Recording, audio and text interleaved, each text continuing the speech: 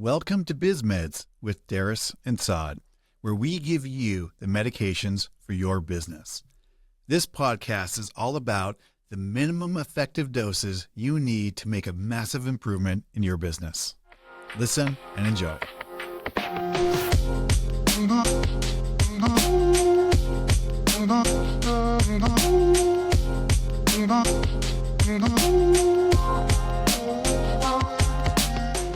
Hey guys, welcome back to another episode of Biz Meds. We are your hosts. My name is Saad. And I'm Darris. So for today's episode, we want to talk about why some businesses struggle and why they have a hard time getting going.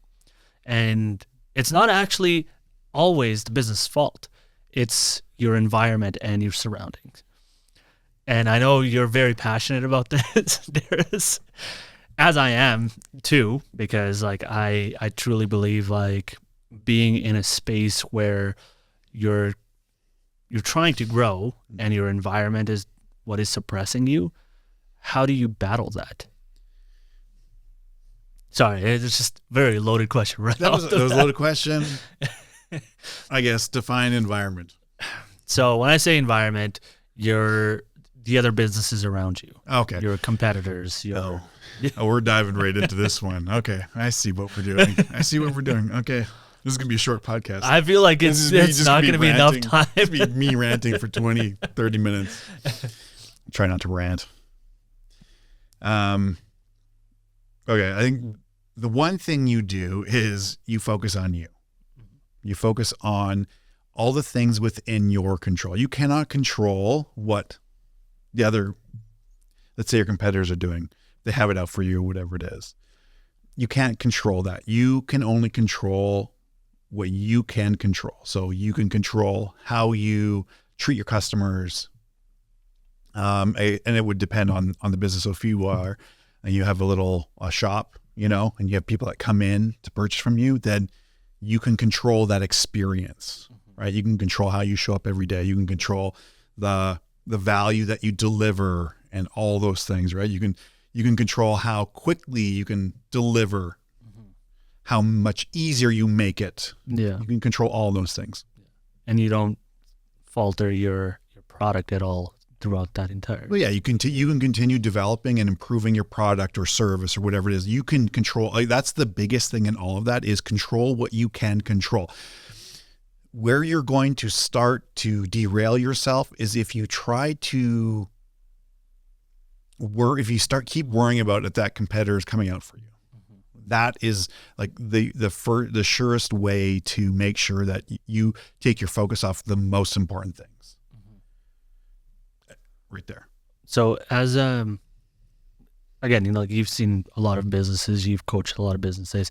Typically, would you recommend a business owner to have a conversation with the other one to kind of I don't bury the hatchet or I don't know. It's complete. That is such a I find that's a very narrow experience. Those experiences are really specific, and it's again, who cares? Yeah. Right. That to me is a clear indication of your mindset. And so we have always maintained, the importance of mindset and the importance of having a growth mindset or learning mindset. If you are the characteristic of a growth and learning mindset is one of abundance. Conversely, the mindset of a fixed mindset or a judger mentality or, that is someone who has a typical victim mentality or they see the world in scarcity, right? So, I'm competing against you. I'm going to go take you out. To me, that is the biggest sign of you have such a poor mentality. Your mental game is weak. You are fucking weak sauce. If that is your mentality, you're going to step on the back of another business owner, small business owner. That is, and guess what? There is more than enough for everyone. Yeah, there's enough pie to go around. There is absolutely. If you think about it, whatever city you're in, I want you to think about just the amount of money every year being spent on just Windows. Yeah, and that's just a quick Google search. Yeah. Right. You're going to see millions of dollars. Yeah. There is so much money out there. There is not a shortage of money. There's a shortage of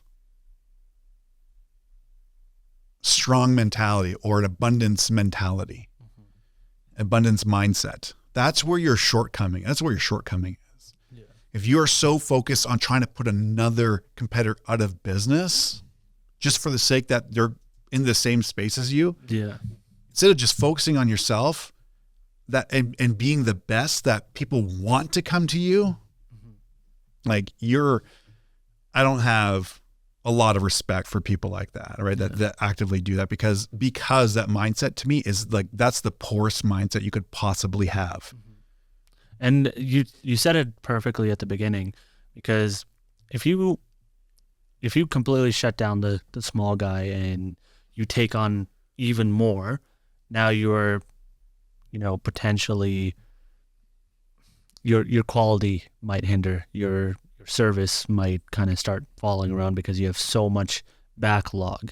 And the longer you make people wait, the more people are going to be disappointed with your service. Yeah. Right. So you're going to have to start turning people away.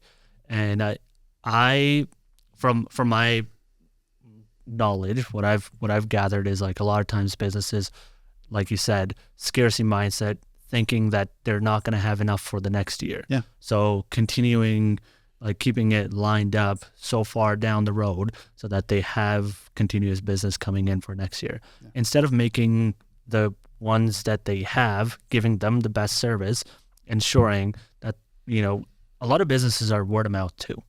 Yeah. Right? If I have a good experience, I'm going to tell you like, hey, Darris, I had a great experience here. If you ever need something like that, they might be your guide to go do this. You might not necessarily need it right away, but maybe 2-3 years down the road, right? Like, and you'll be like, hey, Saad, remember you suggested somebody to me? Like, who do you recommend again? Yeah. Or like vice versa, I'd come to you and be like, hey, I just dinged my rim. Do you know a rim guy? And imagine, you're trying to shut down your competitor that's on the other side of town. But it's stupid. It's stupid. Yeah. It is stupid. It is such a waste of energy, focus, attention that you can't actually spare. Mm-hmm. You don't have the luxury of giving up that attention and focus to go and focus on trying to shut another competitor down when you're probably pretty shitty business to begin with. Absolutely. Yeah. That kind of mindset is indicative of that. Yeah. Because if you are going to then take out another business just because they're in the same business as you, like how do you treat your employees? How do you view your people? You have such a scarcity, poor mindset. Like, what's going to be enough? Mm-hmm. I'm going to probably venture to guess you don't pay your employees great. Yeah. You probably don't look after them exceptionally well because you're more concerned about you and your fucking ego. Mm-hmm. It's all about you. Versus, hey, you know what? I love seeing, it took me a long time, and I get it. I always say this because I've gone through the realization, because I used to be very judgmental of other coaches or people, working with business and be like, oh, they don't know what they're talking about. Actually, it's like, you know what? You're out there, you're doing great work. There is more than enough for everyone. Mm-hmm. You need help. I'm glad to support you. Right? I wish you nothing but the best of success and luck, because the more you succeed at your mission to help businesses, the more we all win. Right? That is the bigger thing here. And so that just shows you, that's indicative of just where your mindset is, where your focus is. If you're so worried about what that person is doing, be worried about what you're doing and what you're not doing. Exactly. Yeah. Put that focus on you and how you could be better, how you can be showing up better, how you could be leading your business better, how you can be creating more leverage and efficiency inside your business so that you have more time to expand and make your product, your service, your business fucking better. Exactly. It will be better. Yeah. growing. Instead of worried about, Joe on the corner there doing the same thing as you. Fuck you. Yeah, exactly. Let Joe do his own thing. Yeah. You know what? Be Joe's cheerleader. Yeah. Say, hey, you know what? I get it, man. We're in this together. I got you. Yeah. Yeah. And competition drives healthy growth, right? Like that's why, and this is a very mainstream example, like iPhone and Samsung. They constantly push each other to do better, right? Like they constantly. So I have no respect for green bubble people. I said it. The camera is better, though. Except you.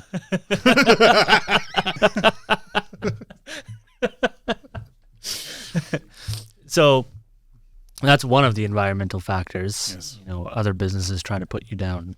The other one is, sorry, were you going to say something? Oh, just reiterating that it's the quintessential small-minded business owner that thinks that by stepping on the backs of others to get ahead is somehow the path forward. When you really just cannot afford that time and attention away from actually your own business. Mm-hmm. So I would say if you're engaged in that, give yourself, like, pull your head out of your ass. Yeah, exactly. There's more important things than another small business owner. Yeah. And it's the thing, I've heard it many times, experience it, where it's just focus on yourself and don't worry about what anyone else is saying. Who cares? Yeah. It doesn't matter what they say, right? If they're coming at you and trying to do the things, it does not matter. Focus on you. Focus on becoming so good that they don't have, like, it doesn't matter. It doesn't matter what they go do. Exactly. People will come and buy from you and be engaged in your business just because you're so fucking good. Yeah. And cheerlead them.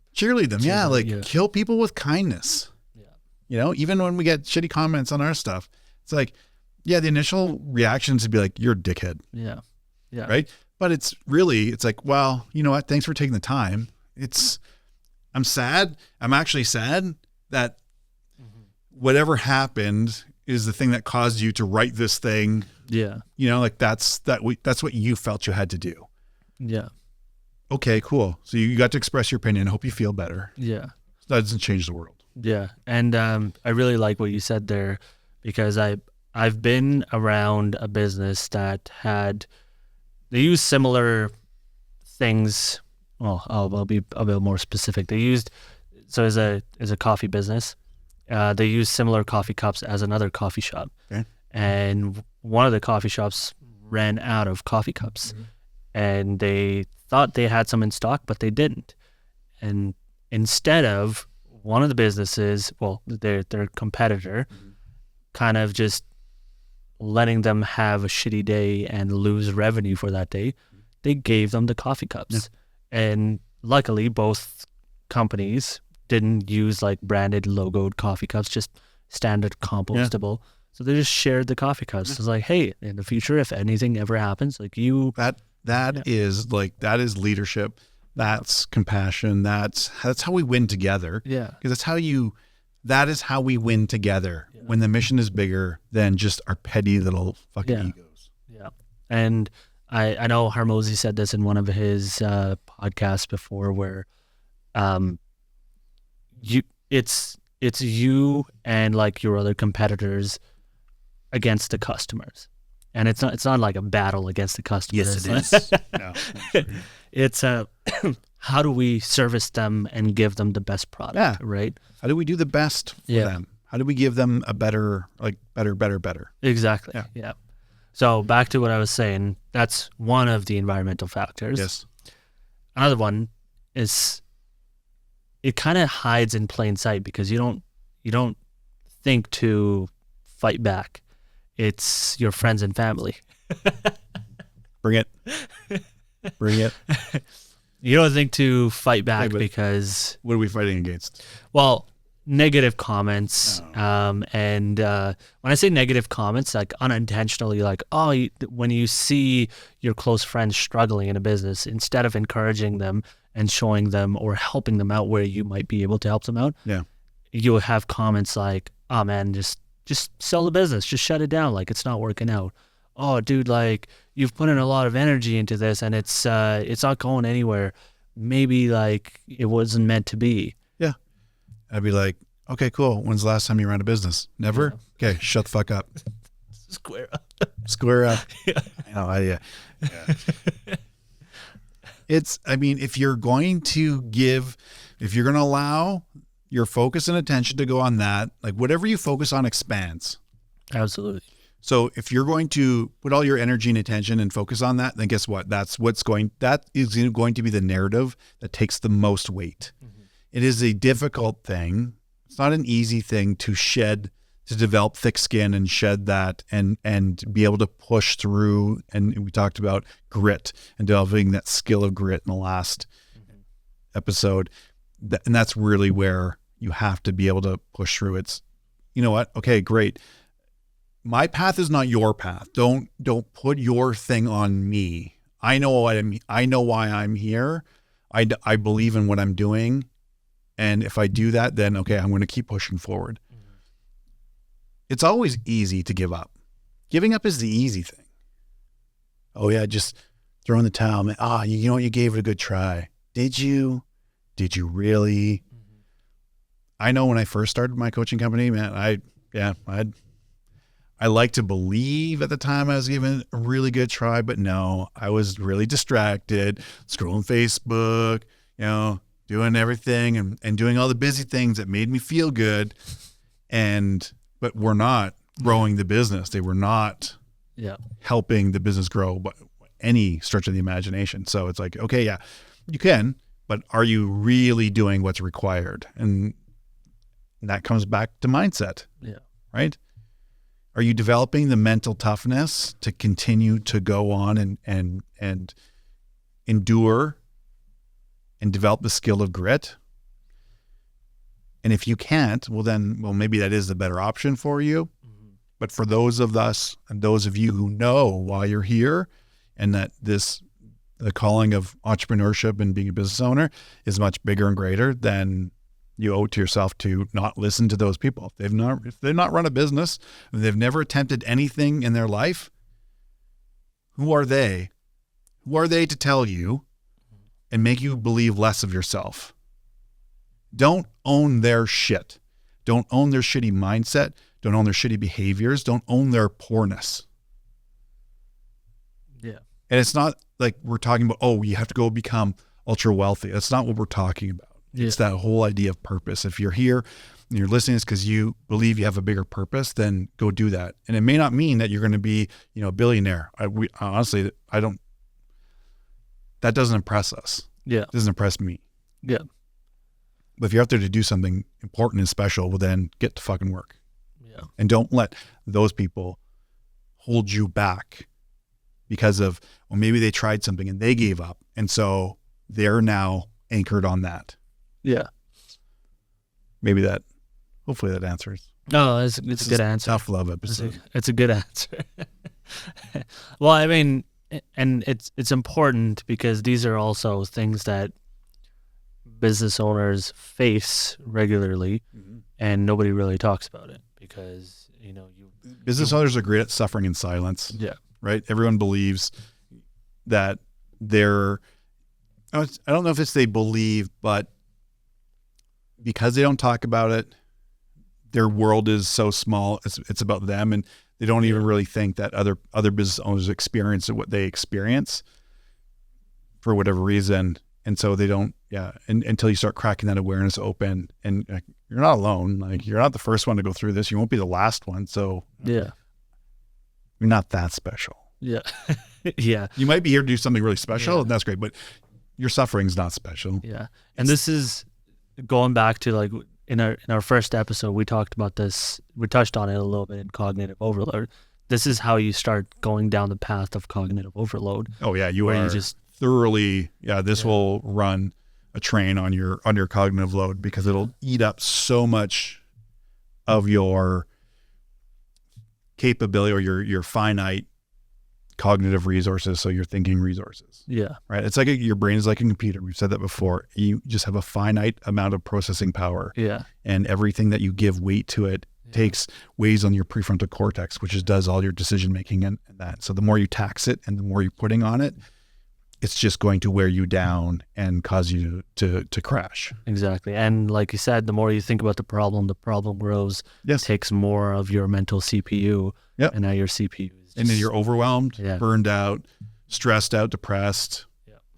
Then you become on the cycle, the downward spiral of guilt and shame and everything else that comes with that, because you started a business to do something great and now you feel like shit because you're not performing, you're not doing what it is, and you're just and you're on the downward spiral, and eventually you'll give up and quit. Yeah. Right? Unless you have a way to put the brakes on. Yeah. Yeah. No, that's absolutely true. I thought I had another environmental factor. It's just completely skipped my mind. I know you kind of threw some BS ones at me before. I was gonna You waved them off. No, we're not Not a chance. gonna talk Not a about chance. those, because those are. You want to talk about inflation? Yeah, let's talk about how the government continues to print more money out of nothing and devalues your dollar And your time. and your time. Yeah. Your dollar, right?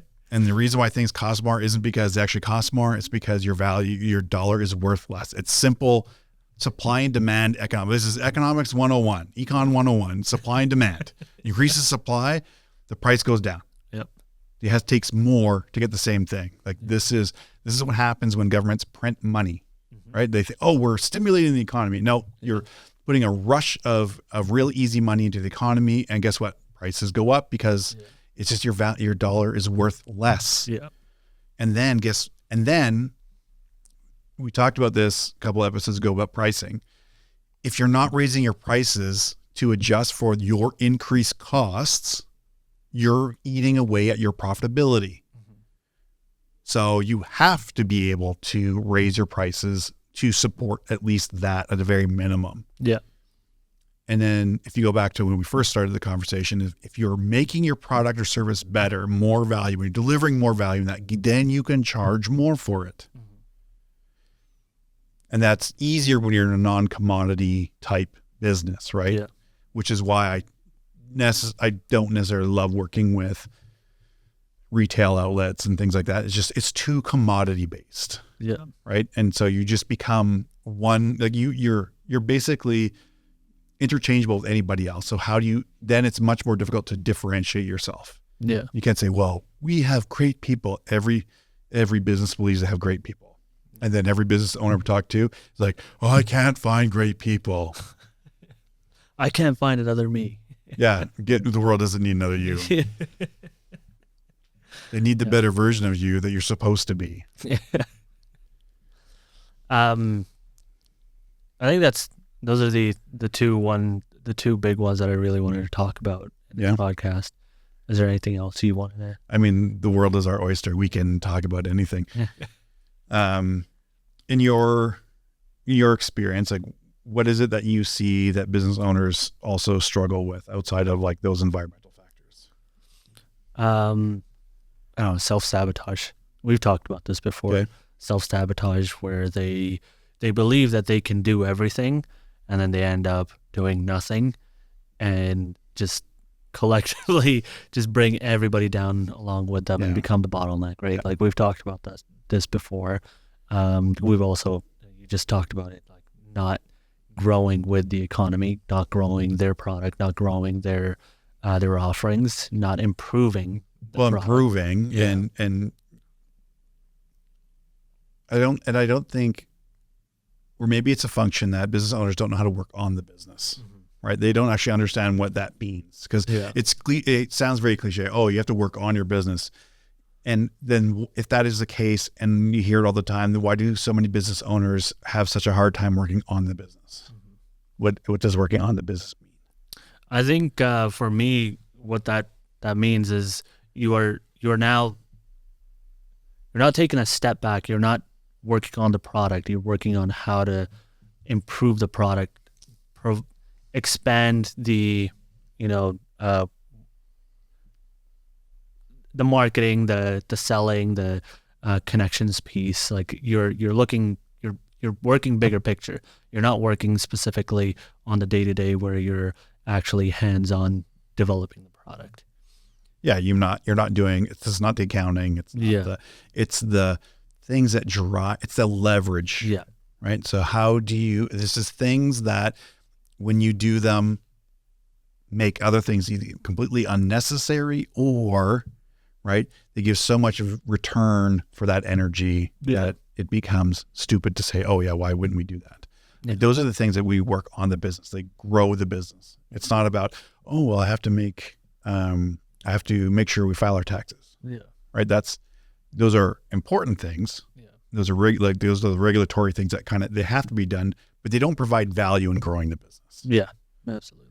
Yeah. And so that's where I think a lot of business owners get caught up because they don't really know, working on my business, and they spend their time designing a fucking logo. Yeah. Or, I'm going to work on, I got to get the color palette right. We have to have the right font and brand package. And can you talk to me more about a small business owner's waste of time? Yeah. But we've all been sold it, and we've all believed that it was the most important thing at the time. Yeah.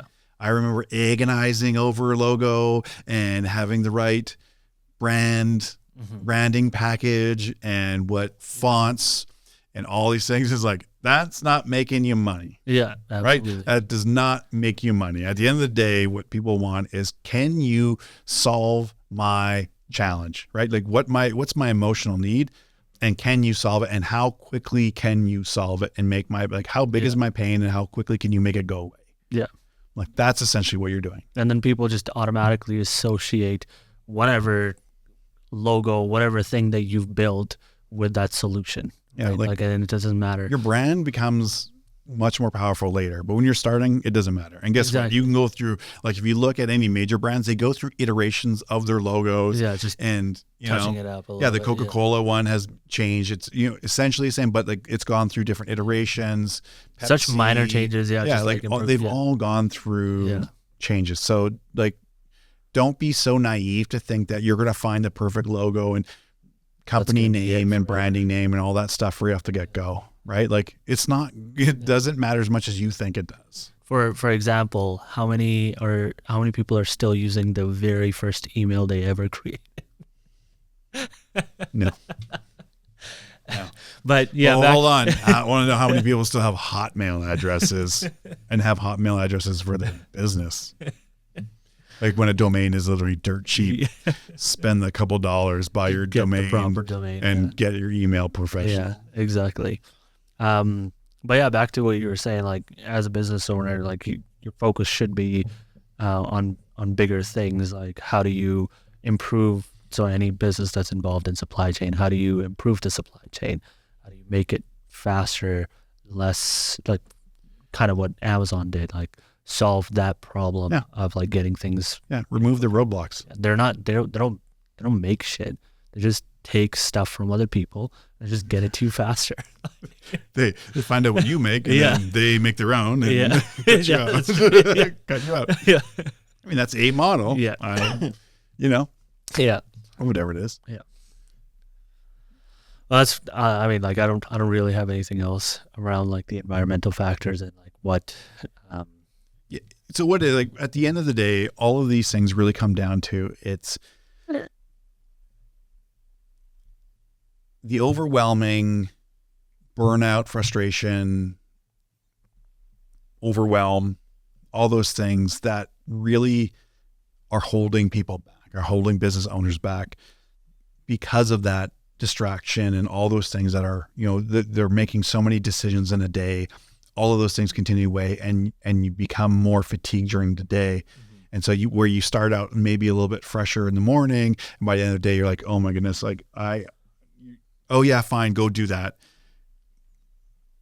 Because you've been making so many decisions, you're decision fatigued. Mm-hmm. And now that's probably not the best decision, but because your cognitive load is so high that it's easy. Yeah. And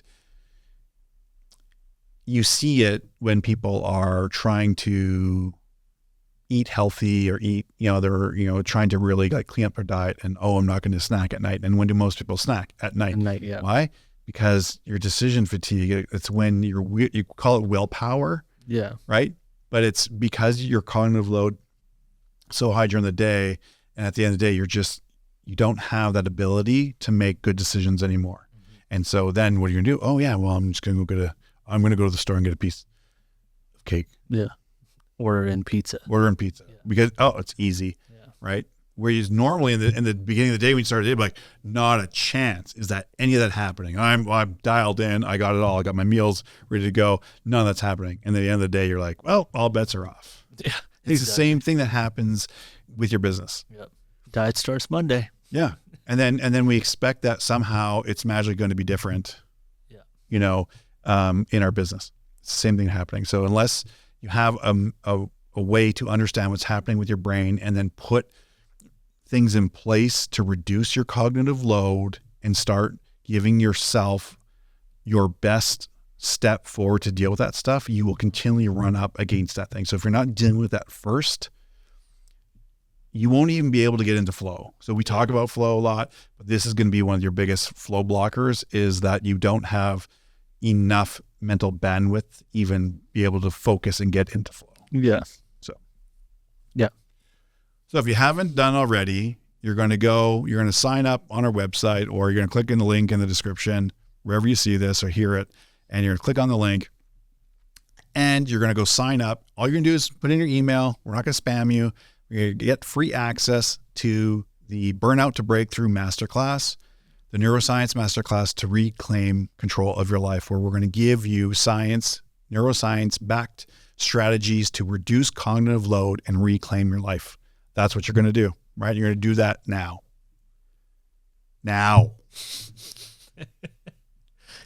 Click below. Otherwise, the next podcast is going to be Darris having a rant about you not clicking below. You just give me an opportunity to rant. I will rant. The rent is too damn high. For those of you who remember that one. All right. Thank you for those of you who just joined us and those of you who've been with us from the very beginning. I'm Darris. My name is Saad. And we are Biz Meds, and we cannot thank you enough for being with us. To our moms, thank you for continually supporting us and listening. To our friends and everyone else, families that have been with us, thank you. To everyone, thank you. Remember, you are just one day from the life you've always dreamed about. So thank you. We'll see you in the next episode. Thanks, guys.